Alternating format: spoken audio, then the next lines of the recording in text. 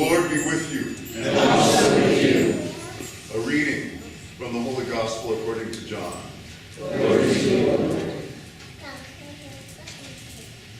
Jesus said to his disciples, I am the true vine, and my Father is the vine grower. He takes away every branch in me that does not bear fruit. And every one that does, he prunes so that it bears more fruit. You are already pruned because of the word that I have spoken to you. Remain in me as I remain in you. Just as a branch cannot bear fruit on its own unless it remains in the vine, neither can you unless you remain in me. I am the vine, you are the branches. If you remain in me and I in you, then you will bear much fruit. That is because apart from me, you can do nothing. Anyone who does not remain in me will be thrown out like a branch and wither. People will gather them and throw them into a fire to be burned.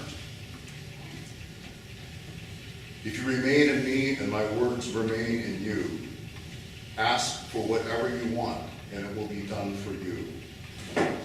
By this my Father is glorified, that you became my disciples and bear much fruit. This is the gospel of the Lord. Praise to you, Lord Jesus Christ.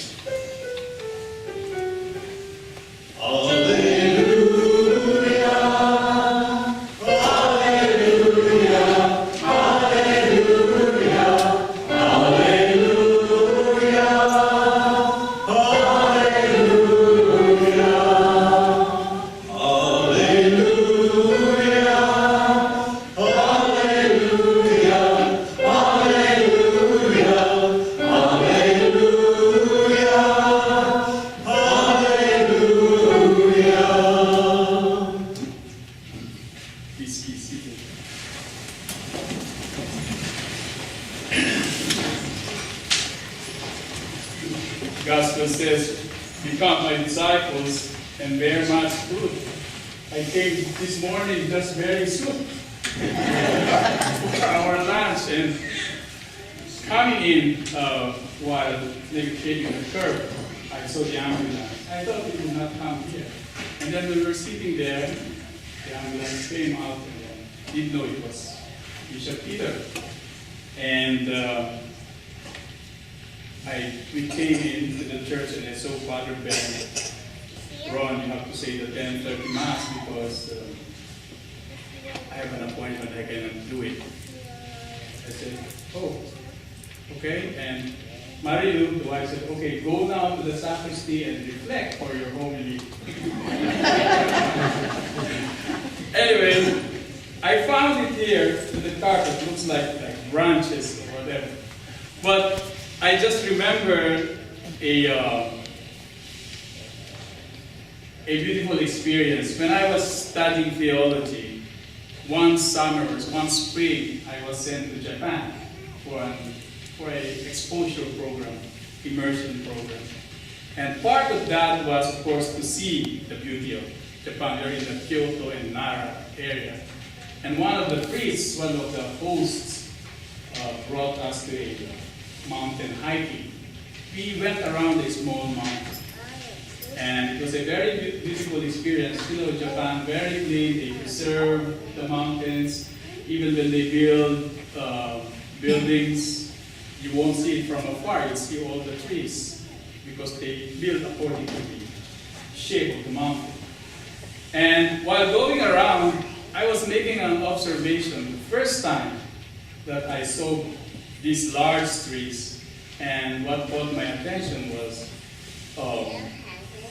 there were small trees beneath the large trees, and they were bearing fruits, beautiful fruits and flowers. And I said, how come they look so healthy when they're all overshadowed by these big trees?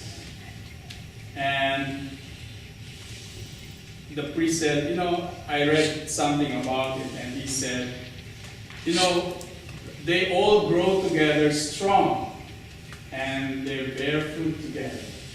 Because we don't see it, but he said, this is what the scientists found out, that when these roots of the big trees and these roots of the small plants come into contact under the ground, there is this chemical reaction that happens, and a tiny bridge is formed between these big trees and the small plants.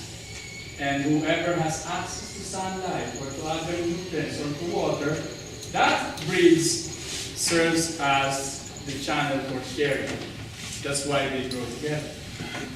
And when I was thinking about, maybe I can use that for the reflection today and say, okay, the first thing that came into my mind is, if those trees and those plants can do it, and it's natural to them, then it should be natural for us too, as human beings.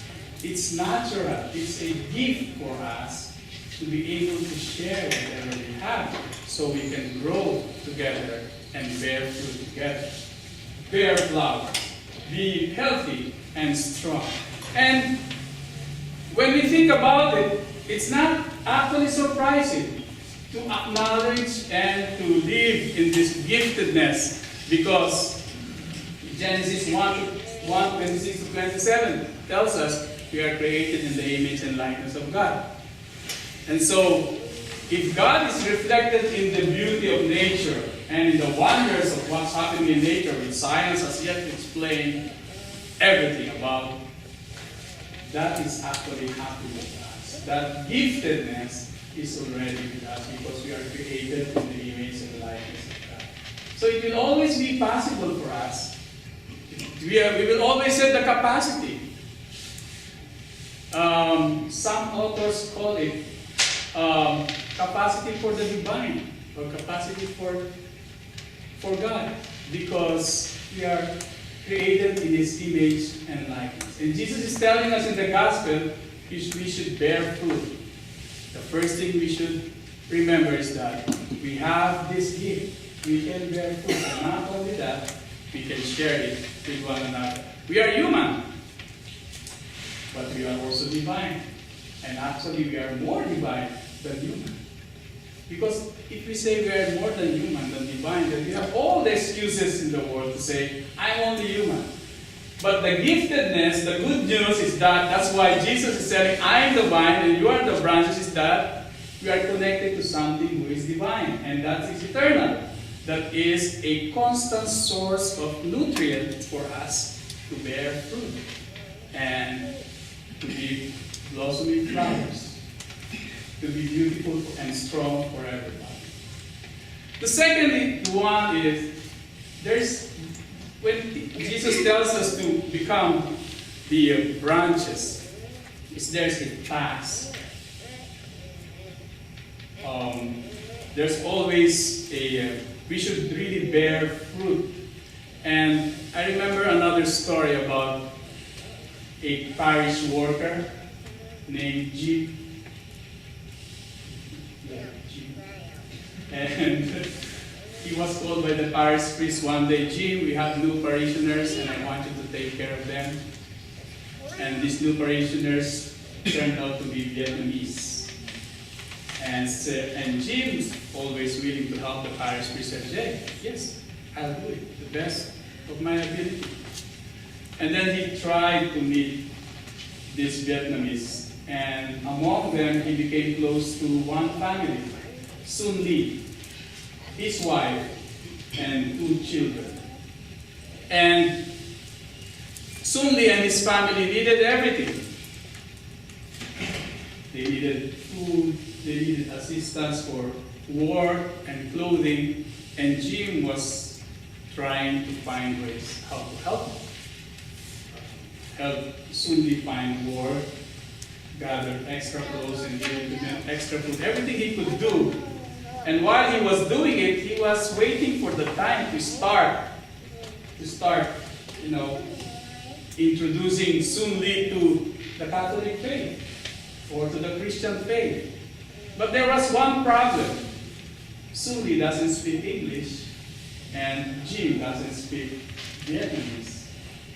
But in the course of Jim helping Sun Li, he learned a little Vietnamese, and Sun Li became familiar with a little bit of English.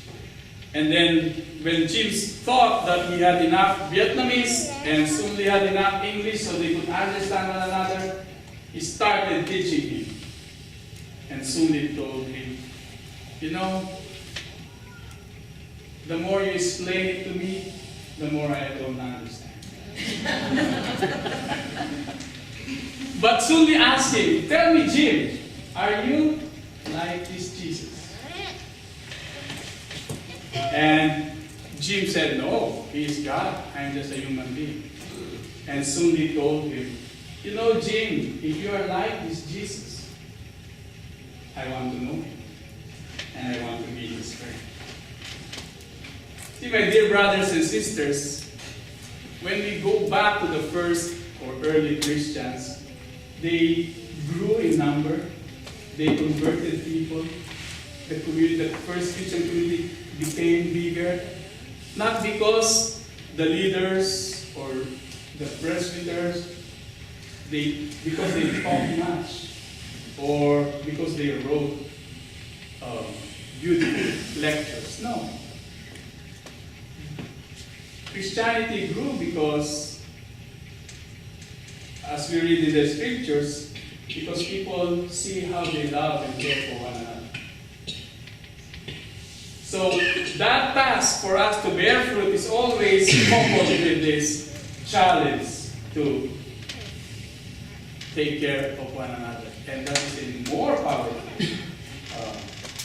way of showing everybody and giving evidence to that we are Christ's branches and He is the vine.